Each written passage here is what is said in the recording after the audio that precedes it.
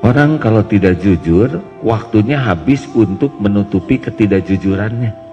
Setiap bohong itu pasti memproduksi bohong lainnya, karena bohong itu tidak bisa ditutupi oleh kebenaran. Bohong itu hanya bisa ditutupi oleh kebohongan lainnya. Jadi makin banyak bohong, waktu dia habis hanya untuk menutupi kebohongan. Cilaka. Dan dengar, tidak ada orang yang jago berbohong. Orang tidak ketahuan kebohongannya bukan karena jago berbohong, tapi karena Allah belum membuka. Mengerti? Tidak ada orang jago. Wah, ini dilindungi dengan strategi ini dilindungi dengan teknologi ini dilindungi oleh pejabat ini. Tidak bisa. Kalau Allah mau ngebuka, kebuka tuh. Kalau Allah mau ngebuka, kapanpun Allah mau kebuka, buka tanpa bisa dicegah siapapun. Jadi nggak ada yang jago bohong, jago nipu, nggak ada. Waktunya dibuka, kebuka. Makanya Allah ngebuka macam-macam, lewat HP, ada yang lewat rekaman, ada yang lewat KPK, polisi, macam-macam dibuka, kebuka aja.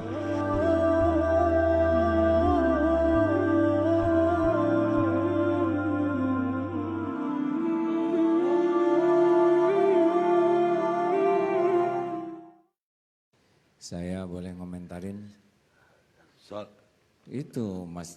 Jadi ada lagi yang salah deh. Enggak, saya begini. Silakan.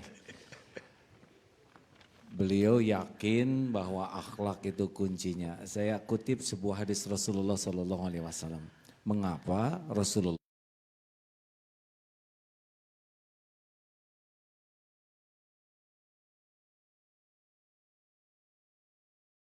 Aku diutus ke bumi hanyalah untuk menyempurnakan kemuliaan akhlak. Beliau bersimbah air mata, keringat, bahkan berjuang siang malam agar manusia ini memiliki kesempurnaan akhlak. Karena semua masalah itu timbulnya dari akhlak. Ekonomi jadi rusak gara-gara akhlak pelaku ekonomi tidak baik akhlaknya. Perpolitikan jadi buruk gara-gara pelaku berpolitik tidak baik akhlaknya. Oleh karena itu sepakat bahwa kalau bangsa ini ingin berubah menjadi lebih baik, kuncinya semua fokus ke akhlak. Akhlak, kalau boleh saya nambahkan sedikit, boleh kan? Harus boleh. Ya, saya nunggu dari tadi. Jadi akhlak itu bukan hanya semata sikap baik. Tapi kan ada karakter itu kalau kuadrannya 4. Ada jelek, baik, kuat, lemah. Ada karakter namanya balem. Dia baik tapi lemah, hanya baik buat dirinya sendiri. Tapi untuk orang lain dia tidak bisa berbuat banyak. Dia kurang disiplin, dia kurang berani ngambil keputusan, dia kurang tangguh. Baik namanya balem. Ada juga karakter namanya jelem, jelek tapi lemah. Ini paling apes ya. Mau nyolong ayam gak kekejar, mau nyontek, ketinggalan nyonteknya, mau ngegarong, ketakutan, gagal aja ini. Ini orang yang gagal jelem nih. Tapi ini lebih lumayan dibanding jeku, jelek dan kuat. Nah ini yang ngerusak negeri kita tuh. Dia berani ngambil resiko, dia disiplin melaksanakan keburukannya, dan dia tangguh untuk merealisasikan kejahatannya. Ini yang paling bahaya. Lalu solusinya kalau bisa kita kompak membangun karakter baku, baik dan kuat. Ya baiknya iya, tapi dia punya kekuatan berpikir yang bagus, kekuatan entrepreneur yang baik, kekuatan kepemimpinan. Dan bagaimana caranya? Kalau meniru Rasulullah Pak, satu syarat utamanya yaitu kita harus coba buat gerakan namanya GTN. Ayo tebak, siapa yang bisa menebak hadiahnya umroh? Kesananya masing-masing. GTN itu gerakan keteladanan nasional. Setuju? Sehebat apapun aturan kalau tidak ada contohnya susah Pak. Krisis di negeri kita, maaf ya, krisis keteladanan. Kita bingung mau niru yang mana. Halo? Kita ngajarkan MP4. Dulu kan ada MP4 ya. Apa MP4? MP4. Nah yang ngajarnya aja nggak kenal kepada Allahnya. Ya. Oleh karena itu mudah-mudahan dengan dimotori oleh ulang tahun Pak Karni atau ulang tahun siapa sih Pak?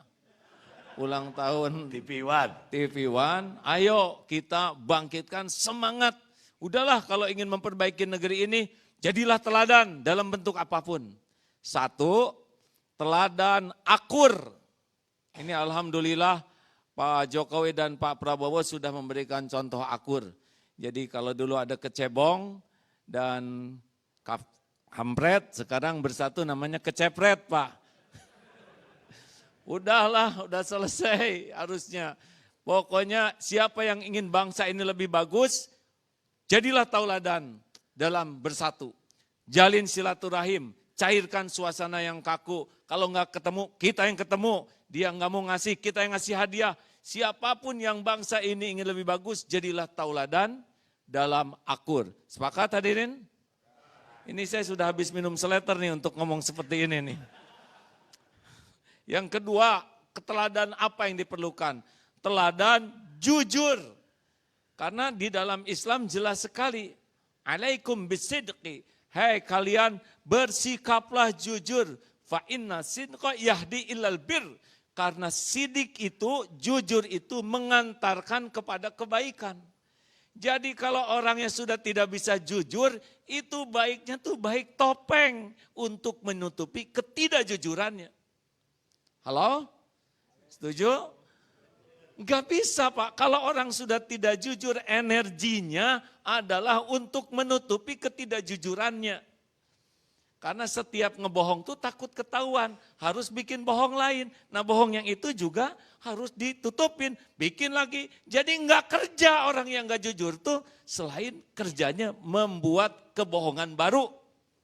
Bagaimana bangsa ini bisa besar kalau yang diberi amanahnya hanya membuat untuk menutupi kebohongan, ketidakjujuran. Habis tuh waktunya, habis energinya dan tidak tersisa.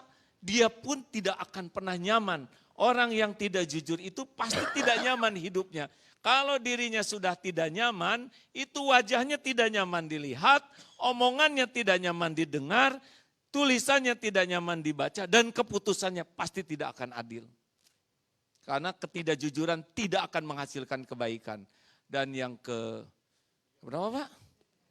Kalau sudah tua tuh ada 3 cirinya. Ya, 1 cepat lupa, 2 dan 3 saya udah lupa Pak. Yang ketiga adalah teladan dalam adil. Setuju Pak Sujewo? Pokoknya enggak ada cerita kebahagiaan, kebenaran bisa akur, bagus, lengkap dan maju tanpa keadilan. Karena adil itu lawannya zolim. Berarti kalau tidak adil itu zolim. Apa yang bisa ditegakkan dengan kezoliman? Tidak akan pernah ada. Makanya besar harapan jangan nuntut orang lain nih hadirin ya. Wah saya ingin itu adil, saya ingin itu jujur. Ah itu nggak akan kejadian. 3M saja, mulai dari diri sendiri. Saya ngajak akur atau ngajak musuhan. Saya ngajak jujur atau saya tukang tipu. Saya ini adil atau saya zolim.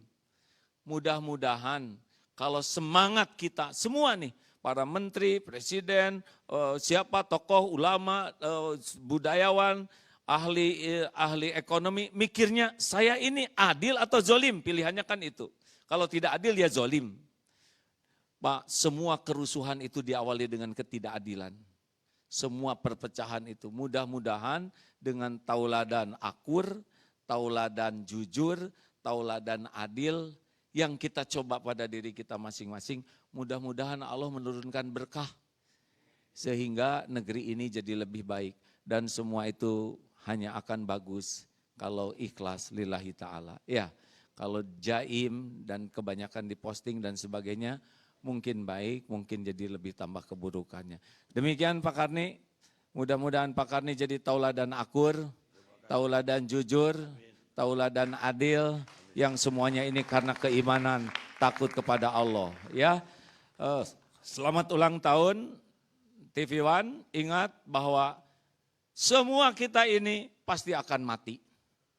Dan pasti akan mempertanggungjawabkan apa yang kita lakukan di dunia ini. Mumpung dikasih kesempatan Pak Karni jadi presiden seumur hidup, juga mumpung TV One masih ada, ayo berikan yang terbaik supaya kalau kita mati bisa jadi amal soleh di hadapan Allah Subhanahu wa taala. Amin ya rabbal alamin. Sekian.